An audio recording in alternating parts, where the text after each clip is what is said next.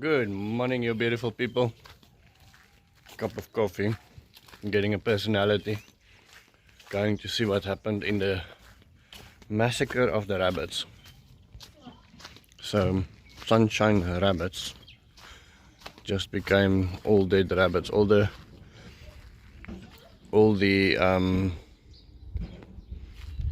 what is a kwartel in English? Quail. Quail. All the quail have been eaten. All the rabbits have been eaten. This is how the dogs got in.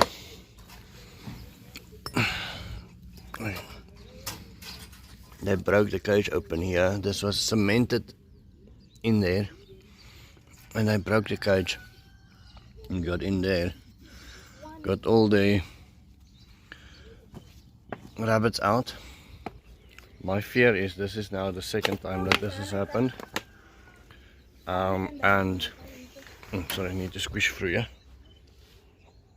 without getting stuck. The second time this has happened. I have a feeling that we have too many dogs in any case, so I'm gonna get rid of most of them.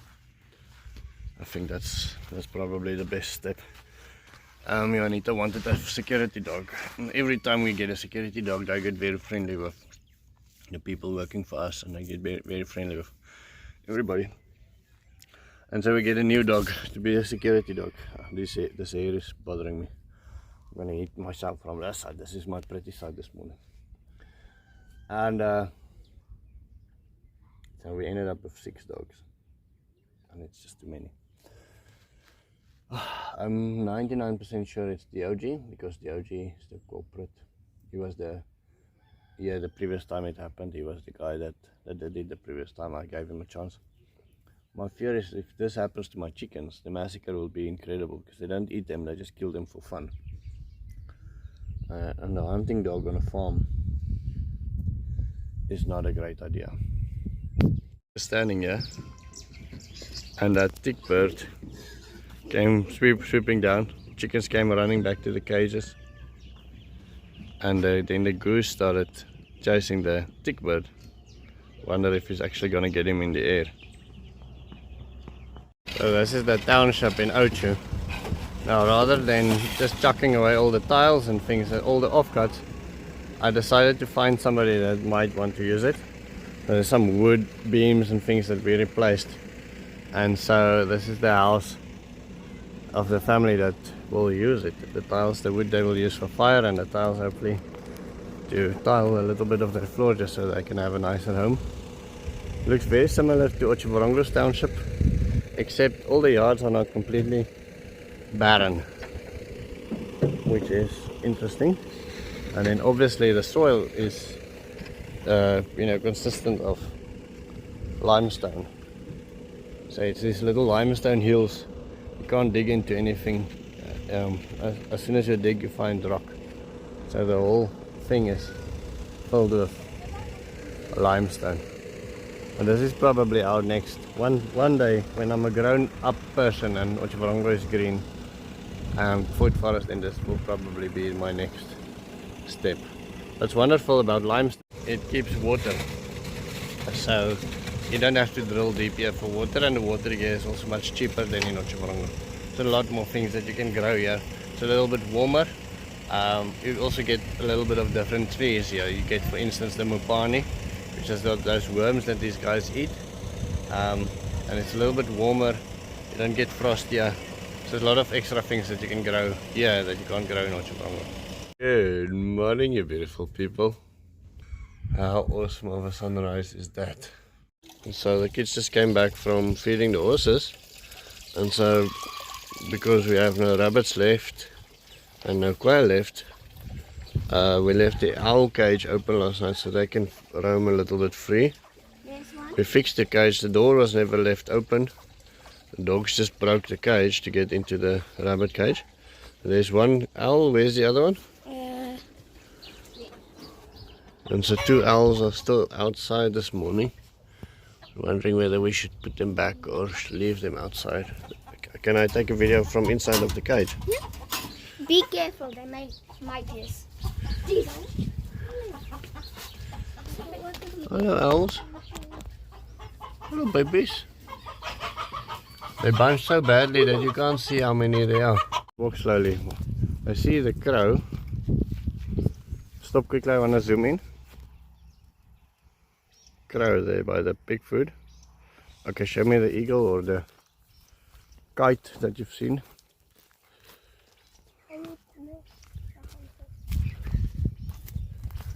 We need to quickly check, yeah. No, it's just crows. Hey, thorns. I'm wearing my German attire today. They flew away. Oh, no. But still, only crows, eh? Yeah. Yeah, I know Uncle Cornell had plenty on his farm when he had pigs. They came for the food. They like to scavenge. But they will eat the baby chickens as well, I think. Obviously after this morning's video I got a lot of feedback, so this was cool. Cut the whole thing down. Cut almost all the leaves. Astrea. Some very good recommendations to either cut it off or use it. I don't use poisons in my garden. Mary, we also don't use poisons. It's a natural liquid spray. I did put in dishwashing in my dishwashing liquid, especially when you're working with bugs that's almost got like a water repellent layer on them. The dishwashing liquid helps a lot. I had a similar problem with snails and then turned the leaves grey. Cut the affected leaves, let the pits chickens feast. Pigs, I assume. Make sure the caterpillars don't get to them. Yeah, so we cut everything down. You'll see now, and they're coming in, making bacon with it. That's a fantastic idea. Turning a problem into delicious bacon. Cut the side leaves away and it will regrow. OC Creative. Those look like they might be cocoons for the broken wasp. Get a magnifying glass to have a really close look at them and put them in a jar until they emerge. They might be predatory insects by Pepe. I should have read this comment earlier, I did not. I'm sorry. Make swamp water. Yes, I wanted to make swamp water, but I didn't have the time to boil it, and I don't want to put those live insects in my tea. Scared they might live and feed my spread into Mikon's garden. That will be a disaster. Cut and make some swamp water from it. Cut and feed to the pigs and chickens. Comfrey needs to be stewed as a base liquid fertilizer. Yes, I agree. But I did not stew it. I ended up cutting it. I'd cut it off. 3 Rivers Forge. Haven't seen you in a while. Nice to see a comment from you. Maybe the plants will grow up from the ground. Maybe not. But the infestation will spread. I'm sure. I've cut comfrey before. I'm 99% sure it will recover. It looks like woolly aphids. Grok will tell you, Mr. AI. Bessie Bees. Bessie and I had a discussion about AI this morning. I love AI. My AI of choice is Gemini. I use Gemini. Any case, 3 Rivers Forge. Just some feedback on the vetiver. Best ones that I have is doing in the greenhouse. Not doing wonderfully, I must say. I don't know what I'm doing wrong with the vetiver, but they're doing okay. Let's cut this quickly. Add it to that bucket. Donna, can you try and cut Benji's hands are getting hurt. Hold the camera quickly. Just like that. So the easy way to do it is just to push it down. Cut it low. You cut it like you would cut spinach. Not straight into my sexy face. Just give me a little bit of stuff. And then I think we should go feed it to the baby chickenmog doctors. Look at that. I feel like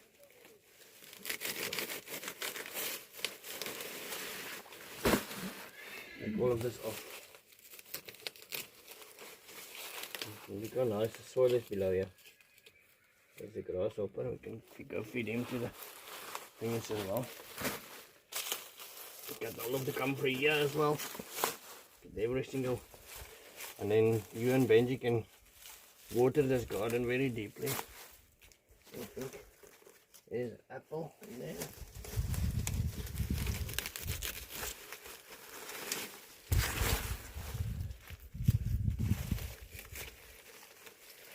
Okay, is this place plenty of water? How about that comfrey? I think we That should maybe leave that one. Yes, that one's fine. Let's leave that one. Let's check if it's infected yet or not. Yes, it's infected. Okay, cut it as well. I think cut that one as well. Wait, do the water.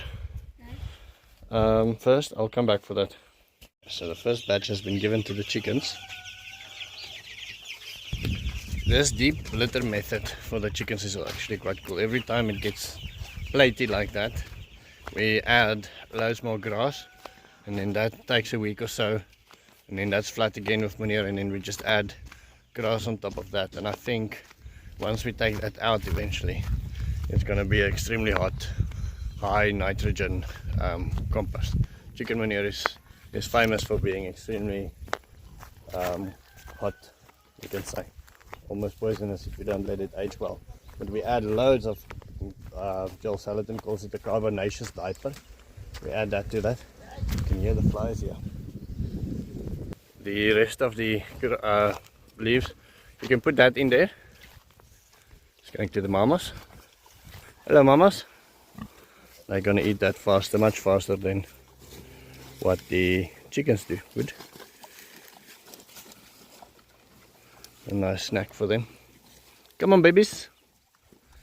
Hello babies. Push the babies there from the back. Let's have a look at them.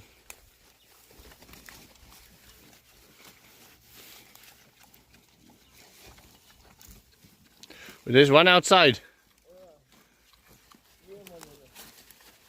Okay, so we have to catch those ones quickly.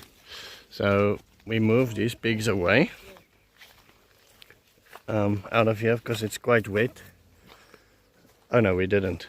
I thought this one was moved today. Okay, so we didn't move it today yet. But you can see the fence is a bit broken.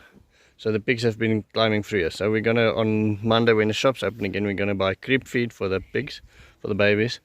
Start feeding them here. Move this one to other ones that's about her size. And then start giving those ones creep feed around here. See with these ones. These babies are not bordered by the fences. There's how many are there here? It's quite a bit here, and they just go underneath. So we need to improve our fence capacity. There they go. Just find a small spot and they're through. So the bad thing about that is obviously they go where they want. The good thing about it is they go where they want, and the mothers can't necessarily follow. So we can feed them next door, creep feed, without having to feed that to the mothers. So it's sort of a way where they sort themselves out. And so this is a fuller picture. Using the size to separate them, because they are smaller, they can go through there, and the moms cannot. But they definitely need to start developing their stomachs, and so we're going to start feeding them creep feed. See how nice and fat some of them really are, and some of them are looking like racing pigs. Even though you can see the little bumps behind their head, a sign of fatness. The size between those two basically very, very different, and the biggest variation might be a day. Those ones might be a day older than this one. That's the biggest difference there is. So you'll definitely use that one rather as a mama or a papa than this one down here. So once we start weaning them, I'm thinking of splitting them immediately and saying, okay, this is the breeding bunch and these are the harvesting bunch. So the fly buckets have been reset once. Just hold your breath for just one moment. Just quickly want to show you this. This is our harvest from one bucket. Now I'm not going to show you all of them, but basically all the buckets have been reset a couple of days ago. There's a bit of rain that falls through. You don't need to. Does it look good? Yeah, these ones, you can see there's a different species of fly. Smaller larvae and bigger larvae. Okay, let's go give all of that to the chickens quickly. And then we just put them back into dry buckets. The buckets isn't really supposed to be wet down there. You can have the larvae just fall into the dry buckets, and that should be the best. Good, nice one. Yeah, that one's nice. You can see different species.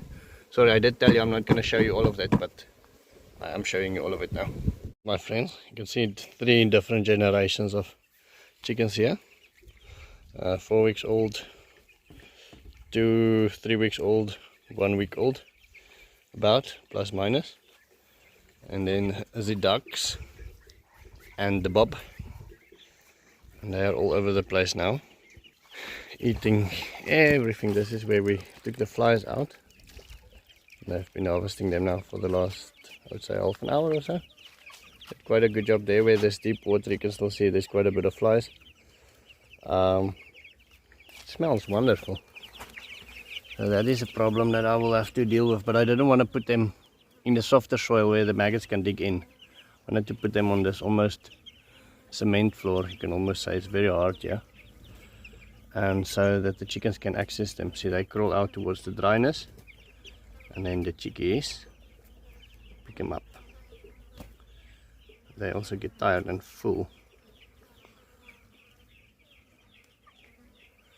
So they are all over. There's a patch there that we threw, and then there's a patch there. And the young ones obviously never seen anything like it, the babies. This is now their first introduction to the flies on the outside. Going to be the end of my story. See you tomorrow. Hope you are having a wonderful Easter weekend.